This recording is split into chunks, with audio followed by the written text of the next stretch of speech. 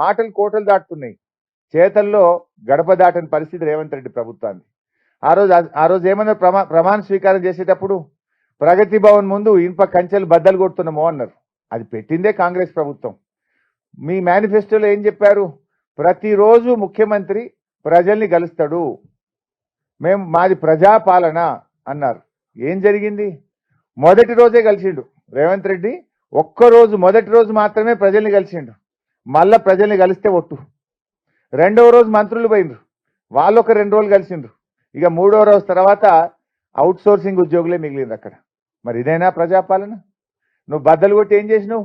ప్రజలకు దొరకకుండా అయినావు. నువ్వు ప్రజల్ని నువ్వు కలుస్తలేవు. ఈరోజు ఇలా 3,50,000 దరఖాస్తులు వచ్చినాయి ప్రజాపాలనలో. ఒక్క దరఖాస్తు అయినా పరిష్కారం అయిందా? ఆ కాయిదాలన్నీ ఎక్కడ పోయినాయి? ప్రజలు ఎంతో దూరంతో ఆశతో ముఖ్యమంత్రి కలుస్తాడని వస్తే నువ్వు కలవకపోతివి, నీ మంత్రులు కలవకపోయే. పెట్టిన దరఖాస్తులకు ఈ రోజు వరకు స్పందన లేదు, దాని యొక్క ఫలితం లేదు. 3,50,000 దరఖాస్తులు ఇప్పటి వరకు వచ్చినట్టు సమాచారం. దాని మీద వైట్ పేపర్ రిలీజ్ చేయండి. మీరు ఎంతమందికి మెయిల్ చేసిండ్రు? ఆ 3,50,000 దరఖాస్తుల్లో ఎన్ని పరిష్కారమైనవో చెప్పగలుగుతారా? అంటే మీ ప్రజాపాలన అట్టర్ ఫ్లాప్. కేవలం ఎన్నికల ముందు మాటలకు పనికొచ్చింది తప్ప అధికారంలోకి వచ్చినాక ప్రజాపాలన అంతా ఒక ఫార్స్ గా మారిపోయింది. ప్రజల్ని కలవడం అనేటువంటిది లేదు అనేది ఇవాళ అర్థమైపోయింది.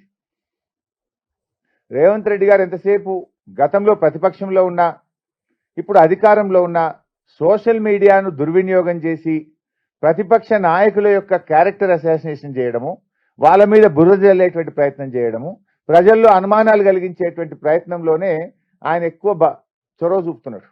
వాస్తవంగా డెలివరీ తక్కువైంది. ఎంతసేపు ప్రతిపక్షాల మీద ఇబ్బంది పెట్టేటువంటి విషయమే తప్ప ఇంకోటి ఏముంది? ఇవాళ మా సోషల్ మీడియా యాక్టివిస్ట్ అయినటువంటి సాల్వాజీ మాధవ్ మీద ఇవాళ అక్రమ కేసు పెట్టి ఆయన్ని జైల్లో పెట్టారు. ఇక బీఆర్ఎస్ కార్యకర్తలు ఎవరైనా సోషల్ మీడియాలో పోస్టులు పెడితే ఈయన పోలీసులు పిలిచి బెదిరిస్తున్నారు, డిలీట్ చేయమంటున్నారు, అక్రమ కేసులు పెడతా ఉన్నారు. ఇది ఆ ప్రజాపాలన? అంటే ప్రజలకు స్వేచ్ఛ లేకుండా చేసి ప్రతిపక్షాలను గొంతు నొక్కి ప్రతిపక్ష కార్యకర్తల మీద అక్రమ కేసులు పెట్టి భయభ్రాంతులకు గురి చేసి నువ్వు ప్రజాపాలన చేస్తున్నాని ఎవరి చెవుల్లో పువ్వులు పెడతా ఉన్నారు. ఇవన్నీ కూడా ఇవాళ ప్రజలు గమనిస్తా ఉన్నారు. గతంలో నువ్వేమన్నావు? పార్టీలు మారే వాళ్ళని రాళ్లతో కొట్టి చంపాలని మాట్లాడినావు, రాళ్లతో కొట్టాలన్నావు.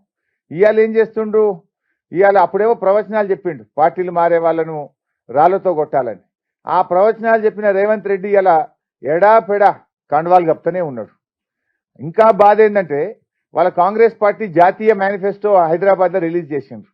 మేనిఫెస్టోలో ఏముందంటే ఎవరైనా పార్టీలు మారితే ఆన్ ద స్పాట్ వాళ్ళ సభ్యత్వం పోవాలని ఆ మేనిఫెస్టోలో ఉంది. అదే వేదిక మీద బీఆర్ఎస్ ఎమ్మెల్యేలను కూర్చోబెట్టిండ్రు. బీఆర్ఎస్ పార్టీ మీద గెలిచిన ఎమ్మెల్యేలను కూర్చోబెడితే నీ మేనిఫెస్టో ఫార్సా లేదా నువ్వు చెప్పే మాటలు తప్ప? ఏది నమ్మాలి ప్రజల్ని? ఇప్పుడు ఇంకా జోక్ ఏంటంటే నువ్వు 100 రోజులు అమలు చేస్తున్నా అన్న నీ మేనిఫెస్టోని అట్టర్ ఫ్లాప్ అయితే ఇప్పుడు మళ్ళీ కొత్త మేనిఫెస్టో రిలీజ్ చేసిండ్రు. ఎట్లా నమ్మాలి నీ మేనిఫెస్టోను? నువ్వు ఇచ్చిన మేనిఫెస్టోనే నువ్వు అమలు చేయడంలో దారుణంగా ఫెయిల్ అయిపోయి మళ్ళీ కొత్త మేనిఫెస్టో పెట్టడం అంటే ఇది ప్రజల్ని మోసపుచ్చడం. ప్రజలు తెలివైన వాళ్ళు. ఒకసారంటే నీ మాటలు నమ్మొచ్చు, మోసపోవచ్చు, కానీ ప్రతిసారి ప్రజల్ని మోసపుచ్చుతా అంటే అది జరగదనేటువంటి విషయాన్ని ఇవాళ రేవంత్ రెడ్డి గారు మరి గుర్తుపెట్టుకోవాల్సినటువంటి అవసరం ఉంది. ఇవాళ ప్రజలు కూడా డెఫినెట్గా మార్పు కోరుకుంటున్నారు. ఈ కాంగ్రెస్ పార్టీ నుంచి మార్పు కోవాలనుకుంటున్నారు, కాంగ్రెస్ పార్టీకి బుద్ధి చెప్పాలనుకుంటున్నారు. గ్యారంటీల అమలు విషయంలో ఫెయిల్ అయిపోయి ఇవాళ బీజేపీతో అంతర్గత ఒప్పందం పెట్టుకున్నారు. కాంగ్రెస్ పార్టీ ఇవాళ రాష్ట్రంలో 8 సీట్లలో కాంగ్రెస్ గెలిచే విధంగా బీజేపీ సహకరిస్తుంది, మరో 8 సీట్లలో బీజేపీ గెలిచే విధంగా కాంగ్రెస్ సహకరిస్తుంది. విషయాలు ప్రజలకు అర్థమైనాయి. 2 పార్టీలకు ప్రజలు బుద్ధి చెప్తారు. మీరు అంతర్గత చీకటి ఒప్పందాలు చేసుకున్నారు. బట్ డెఫినెట్గా ఇలా ప్రజలు ఏం కోరుకుంటున్నారంటే ప్రశ్నించే గొంతుగా ఉండాలి. ఈ తెలంగాణ హక్కులు కాపాడబడాలంటే బీఆర్ఎస్ పార్టీ అయితేనే కాపాడగలుగుతుంది అని కోరుకుంటా ఉన్నారు. ఇవాళ ఇంకో విషయం కూడా ఏంటంటే మన రాష్ట్ర విభజన జరిగినప్పుడు 10 ఏళ్ల పాటు హైదరాబాద్ను జాయింట్ క్యాపిటల్గా పెట్టారు. ఈ జూన్కు ఆ 10 ఏళ్ళు పూర్తి కాబోతా ఉన్నాయి. మళ్ళీ జాయింట్ క్యాపిటల్ని ఎక్స్టెండ్ చేయాలని ఇప్పటికే ఆంధ్రప్రదేశ్ నుంచి స్టార్ట్ అయింది. రేపు దాన్ని గట్టిగా అడ్డుకోవాలన్నా పార్లమెంట్లో గొంతు విప్పి మాట్లాడాలంటే అది బీఆర్ఎస్ పార్టీతో సాధ్యమవుతుంది. ఇవాళ రేవంత్ రెడ్డి గారికి ఆంధ్రాలో ఆయన మూలాలు ఉన్నాయి. ఆయన మళ్ళీ వాళ్ళకి సహకరించే ప్రమాదం లేకపోలేదు. గతంలో కూడా 7 మండలాలను ఆంధ్రప్రదేశ్లో కలిపినప్పుడు బీజేపీ ప్రతిపాదించింది, కాంగ్రెస్ ఆ బిల్లుకు మద్దతు ఇచ్చింది. ఎందుకంటే వీళ్ళ రాజకీయ ప్రయోజనాల కోసం ఆ 7 మండలాలను లోయర్ సీలేర్ పవర్ ప్రాజెక్టును తెలంగాణకు దక్కకుండా చేసిన 2 జాతీయ ప్రాజెక్టులు. ఆ రోజు తెలంగాణ ఈలో 7 మండలాలను సీరియస్ గా వ్యతిరేకించింది, బంద్ కాల్ ఇచ్చింది, దీనికి బిల్లుకు అగెనిస్ట్ గా ఓటేసింది ఒక్క బీఆర్ఎస్ పార్టీ మాత్రమే. రేపు చాలా ఇష్యూస్ కూడా ఉన్నాయి, లైక్ రాష్ట్ర విభజన అంశాలు ఎన్నో ఉన్నాయి, ఈ జాయింట్ క్యాపిటల్ అంశం ఉంది, రాష్ట్రానికి సంబంధించిన హక్కులకు సంబంధించిన అంశాలు ఉన్నాయి. వీటన్నిట్లలో ఇవాళ మేలు జరగాలంటే బీఆర్ఎస్ పార్టీ గెలవాలని చెప్పి ఇవాళ ప్రజలు కోరుకుంటా ఉన్నారు. 2 జాతీయ పార్టీలు కూడా తెలంగాణకు అన్యాయమే చేసినాయి. ఇవాళ బీజేపీ పార్టీ కూడా తెలంగాణకు ఏమిచ్చింది? దేశంలో 157 మెడికల్ కాలేజీలు, నర్సింగ్ కాలేజీలు ఇచ్చినా తెలంగాణకు ఒక్కటి ఇవ్వలేదు.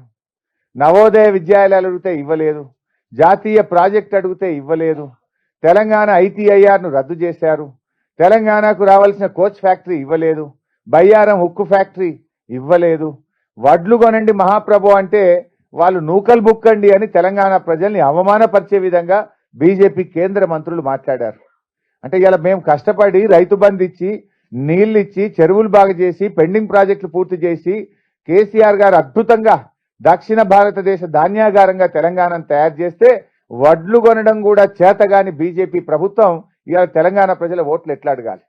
మీరు తెలంగాణ ప్రజలను, తెలంగాణ రైతులను నూకలు బుక్కండి అని చెప్పి అవమానపరిచింది బీజేపీ. ఏమీ ఇవ్వని బీజేపీ తెలంగాణలో ఏమని ఓటు అడుగుతుంది? మీ నైతికత ఏంది అని అడుగుతా ఉన్నా. ఇలా బీజేపీ నాయకులు రాష్ట్రానికి వచ్చి ఎంతసేపు దేవుడి పేరు చెప్పి ఓట్లు అడిగే ప్రయత్నం చేస్తున్నారు.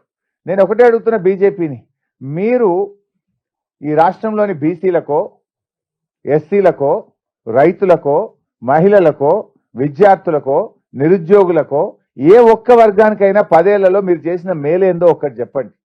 మేం చెప్తాం బీఆర్ఎస్ పార్టీ ఏం చేసింది 10 ఏళ్లలో అంటే, రైతు బంద్ ఇచ్చినాం, రైతు బీమా ఇచ్చినాం, సాగునీరు ఇచ్చినాం, 24 గంటల ఉచిత కరెంట్ ఇచ్చినాం, ఆసరా పెన్షన్ 2000కు పెంచాం, ఇవాళ అనే కేసీఆర్ కిట్ ఇచ్చాం, కళ్యాణ లక్ష్మి చెక్కులు ఇచ్చాం, అభివృద్ధి సంక్షేమం అన్ని చెప్తాం, కొత్త జిల్లాలు చేసినాం. మీరేం చెప్తారు?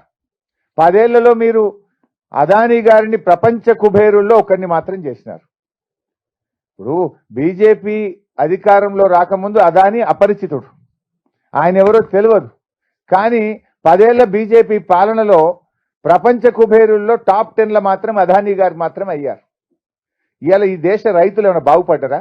మీరు తెచ్చిన నల్ల చట్టాలు వద్దు మహాప్రభు అని ధర్నాలు చేసిన ఢిల్లీ నడివీధుల్లో రైతుల మీద లాఠీ చార్జీలు, బాష్పవాయు గోళాలు, రబ్బర్ బుల్లెట్లు కొట్టి 700 మంది రైతులను ఇలా పొట్టన పెట్టుకున్నది బీజేపీ.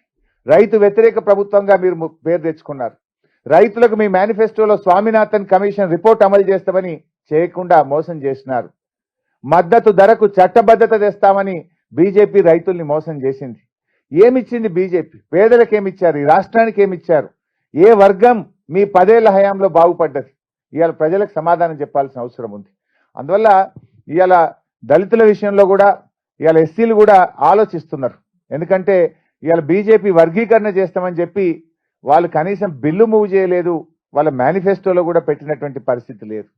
ఇవాళ బీజేపీ హయాంలో జీఎస్టీ రూపంలో ధరలు పెరిగినాయి, పేదల నడ్డీ విరిగింది. ఇవాళ పెట్రోల్ డీజిల్ ధరలు, ప్రపంచంలో క్రూడ్ ఆయిల్ ధరలు తగ్గినాయి, బీజేపీ పాలనలో పెట్రోల్ డీజిల్ ధరలు పెరిగాయి. ఇవాళ గ్యాస్ సిలిండర్ ధరను 1000 రూపాయలకు పెంచింది కూడా బీజేపీ. అంటే బీజేపీ ధరలు పెంచింది, పేదలను ఇబ్బంది పెట్టింది తప్ప ఏ ఒక్క వర్గానికి కూడా ఇవాళ బీజేపీ మేలు చేయలేకపోయింది. అందువల్ల ఇవాళ బీజేపీ ఈ రాష్ట్రం యొక్క ప్రయోజనాలను దెబ్బతీసింది. ఇవాళ బీజేపీ ఎంతసేపు మాట్లాడితే భక్తి ధార్మికం గురించి మాట్లాడతారు. కేసీఆర్ కంటే భక్తిపరుడు ఇంకోళ్ళు ఉంటారా? కేసీఆర్ కంటే ధార్మికంగా ఉన్న ముఖ్యమంత్రి ఈ దేశంలో ఏ బీజేపీ ముఖ్యమంత్రి అయినా ఉన్నారా? గతంలో దేవాలయాల నిధులు ప్రభుత్వాలు వాడితే ప్రభుత్వ నిధులను దేవాలయాలకు ఇచ్చిన మొదటి ముఖ్యమంత్రి కేసీఆర్. అత్యద్భుతంగా యాదాద్రి దేవాలయం నిర్మించింది కేసీఆర్ గారు. ధూపదీప నైవేద్యాలతో ఇవాళ చాలా బాగా మరి ఆ దేవాలయాల్లో ప్రతిరోజు పూజా కార్యక్రమాలు జరిగే విధంగా చూసింది కేసీఆర్ గారు. ఆ దేవాలయాల్లో నిత్యం పూజా కార్యక్రమాలు నిర్వహించేటువంటి బ్రాహ్మణుల కోసం, పేద బ్రాహ్మణుల విద్యా ఉపాధి అవకాశాల కోసం నిధులిచ్చింది కేసీఆర్. బ్రాహ్మణ పరిషత్ గట్టి వాళ్ళను గౌరవించింది కేసీఆర్. ఇట్లా దేవాలయాల విషయంలో, ఆధ్యాత్మికత విషయంలో ఇవాళ కేసీఆర్ గారు బీజేపీ కంటే 2 అడుగులు ముందే ఉన్నారు తప్ప ఎక్కడ కూడా వెనుక ఉన్నది లేదు.